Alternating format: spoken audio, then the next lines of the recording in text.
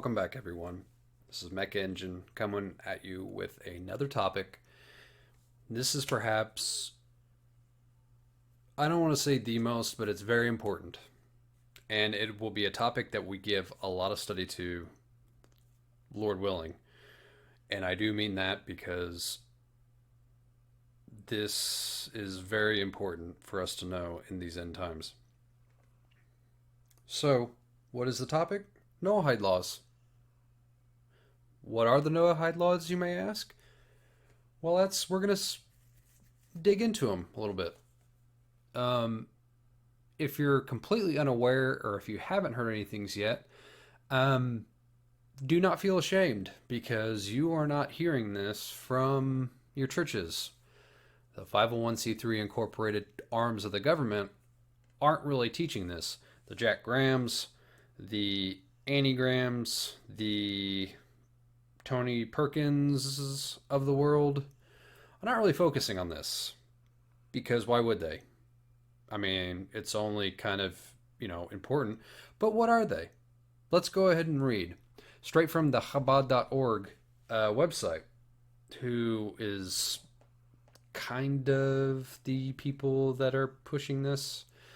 Um, but rest assured, for those that are thinking I'm going into a conspiracy type of deal, I'll show you that how in our US Congress these same laws were addressed and put into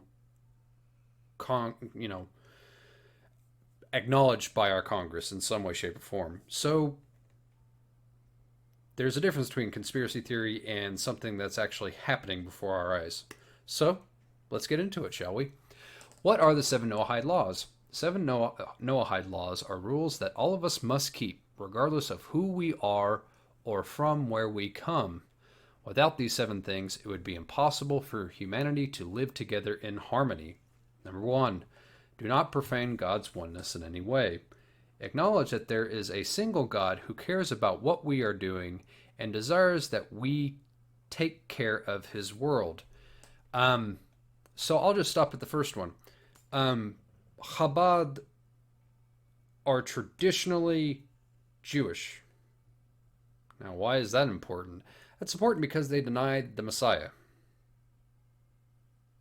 We're not getting into popular prophetic statements that are out there today. We're not getting into that yet. I am just telling you right now what we're coming across in this day and age. Okay? So we continue. Do not curse your Creator. No matter how angry you may be, do not take it out verbally against your Creator. Do not murder. The value of human life cannot be measured. To destroy a single human life is to destroy the entire world, because, for that person, the world has ceased to exist. It follows that by sustaining a single human life, you are sustaining an entire universe. Number 4. Do not eat a limb of a living animal. Respect the life of all God's creatures. As intelligent beings, we have a duty not to cause undue pain to other creatures. Do not steal. Whatever benefits you receive in this world, make sure that none of them are at the unfair expense of someone else. Number 6. Harness and channel the human libido. Basically, it just goes into incest, adultery, rape are bad, which we can all agree to. And number 7, establish courts of law and ensure justice in our world.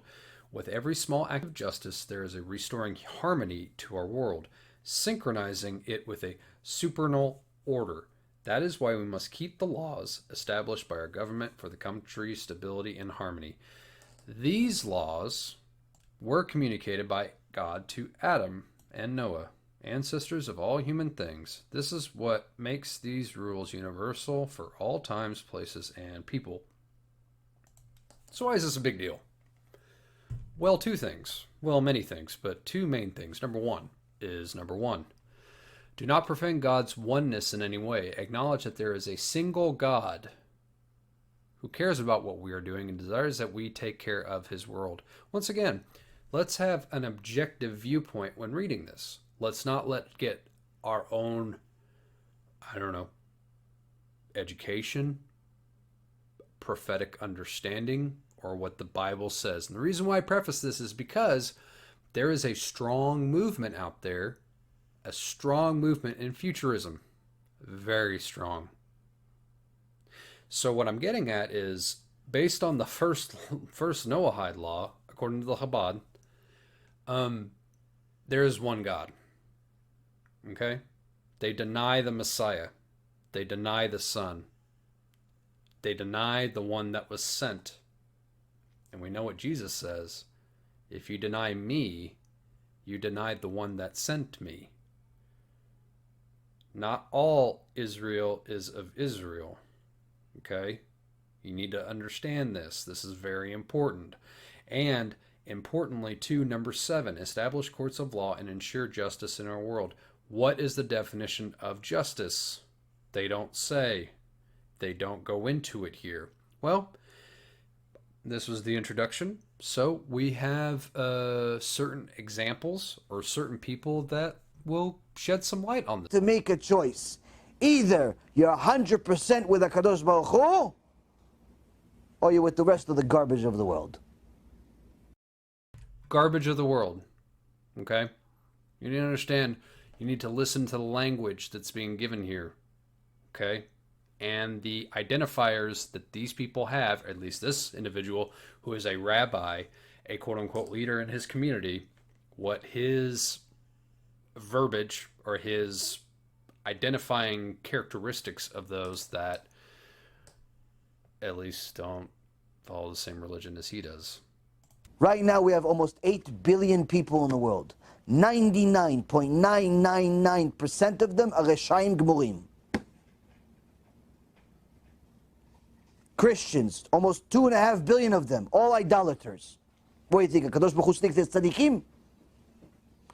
Arabs, the vast majority of them want to kill us. What do you think? The tzaddikim? 1.5 billion. Already you're at 4 billion. All the Asians in China, almost 2 billion and growing, even with the one-child policy. Almost all of them are either atheist or idolaters. It's another 2 billion, you're at 6. In case you missed it, Christians were lumped in as idolaters. This is coming from a rabbi. Okay? You need to understand that they can play all the apologetics in the world. And yes, I am showing you one instance, but this is not an exception to the rule. Okay? This is typical. We continue. India, 80,000 different cults and religions. 80,000 different cults and religions. Jewish community, barely 4,000 people. Most of them Chilonim Gemurim. Billion people, another garbage. They have people in India that eat people, still. Cannibalists. You think Kadosh Baruch Hu says these tzaddikim? Reshaim Gemurim. Rabotai, even the majority of our own brothers and sisters, unfortunately, according to the Torah, Reshaim. We love them, we want them to go do tshuva, but if they die today, Hashem Yerachem, nothing can help them. That's why we'll finish with this. You guys can ask all the questions you want. The Gemara in Masechet Sanhedrin says that En ben David ba ela ledor shekulo zakai or kulo chayav. Ben David, the Mashiach ben David is not going to come until the generation is all righteous or all wicked. Chachamim say it's never going to be possible. If there... By the way, if you missed that, that is the name of their Messiah. They are basically, what this man is saying is that their Messiah on this earth cannot come unless all this garbage is put away, unless all these idolaters are put away. So you need to understand that this is serious. This is not just some 7 harmless laws that we can all agree on. This has a sinister backdrop. This has a sinister meaning behind them. Let's continue. all righteous, there's never going to be. There's always going to be one Rasha. There's always going to be one atheist, one wicked, one homosexual. There's always going to be one of those. How can it be? Mashiach's never going to come.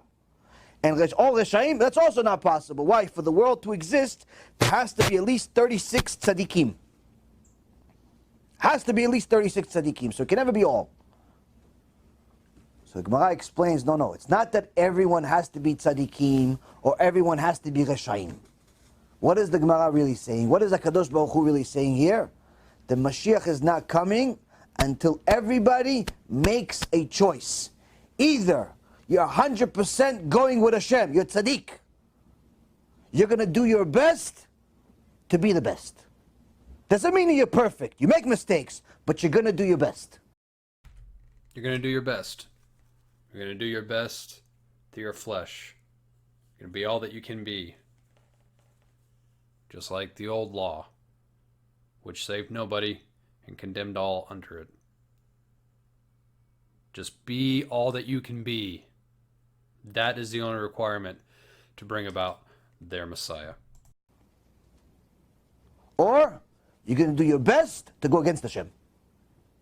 You're just going to simply ignore everything the Torah says. Care less. Make your own rules. No one in the middle. Throughout all of history, we've always had people in the middle. He goes to Beit Knesset, but then he goes to the movies. He goes to the kollel, but then he has a girlfriend though. He has a business, he gives tzedakah, but it's an illegal business. Middle ground we've always had.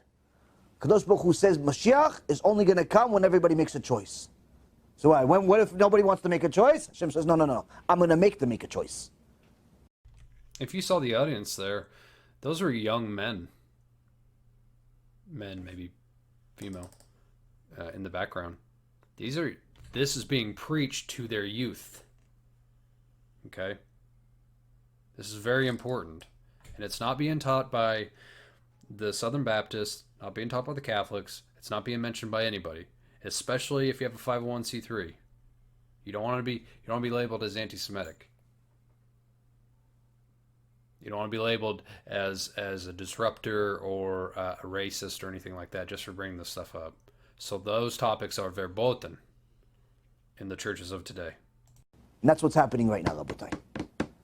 That's what's happening right now. Everybody is being put on the spot. Everyone is being put pressure on. You have to make a choice. יש נשק, יש צבא יהודי. זה לא קרה 2000 שנה. המשמעות של זה היא שאלוהים רוצה שנביא משיח, אלוהים רוצה שנבנה את בית המקדש.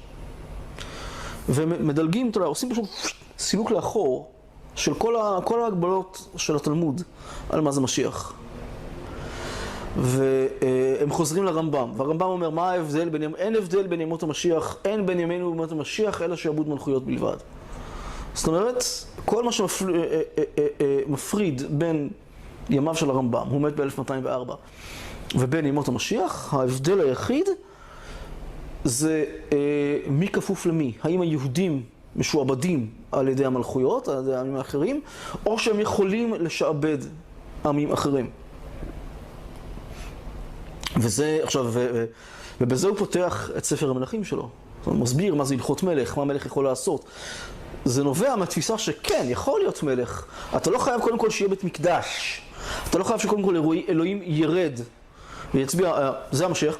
אתה יכול שיהיה מלך, ואם הוא מנצח, אז הוא גם יהיה משיח.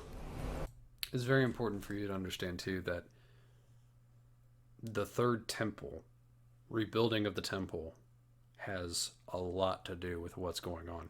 Now, you may have been taught in your church that, great, let's build a third temple, let's go home, rapture, right?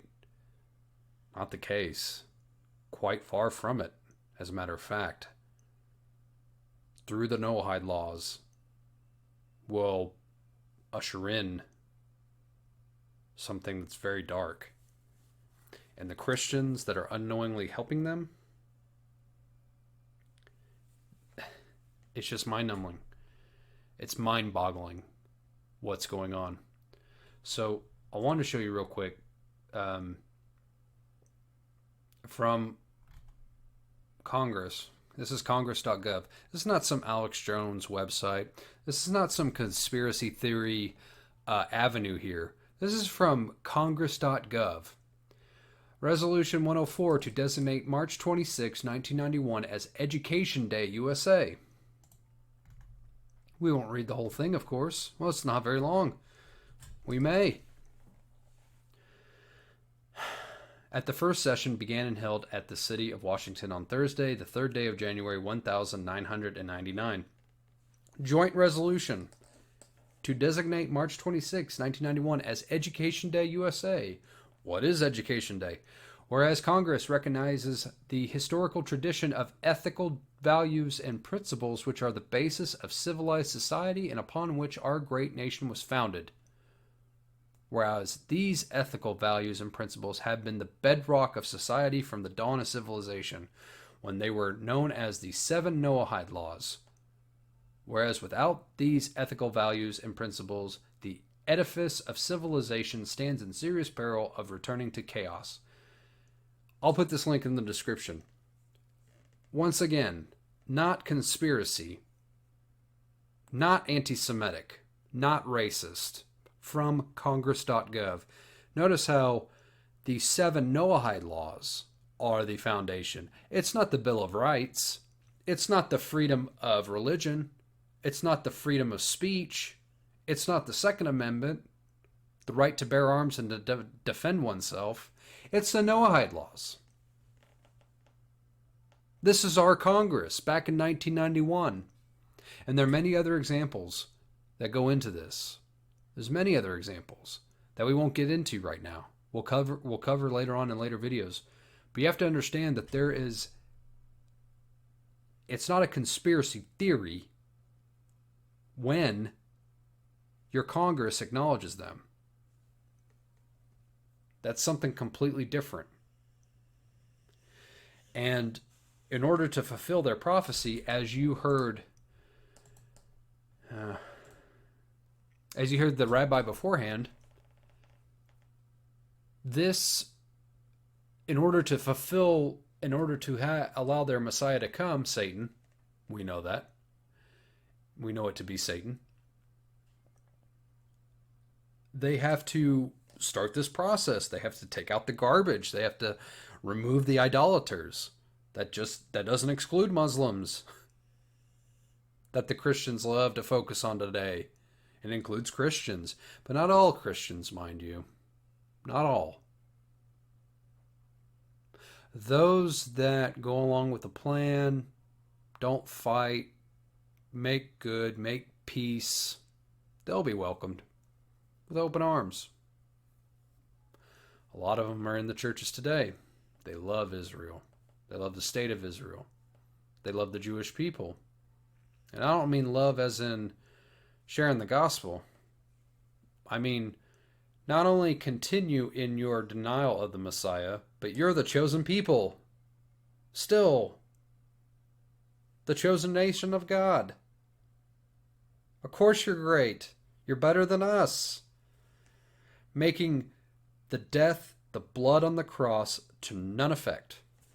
Making God a respecter of persons, even though we clearly read in Romans that he is not. He is not a respecter of persons. There is neither Jew nor Greek, male nor female in Jesus Christ. But today, there are so many Christians that will simply not let go of their false doctrines and their false teachers and their false churches, and will cling to smooth things, prophesy to us deceits. I don't want to get too long-winded, but we'll cover this topic more extensively. But you need to understand the real danger out here. And this is a thing. It's not conspiracy. Godspeed.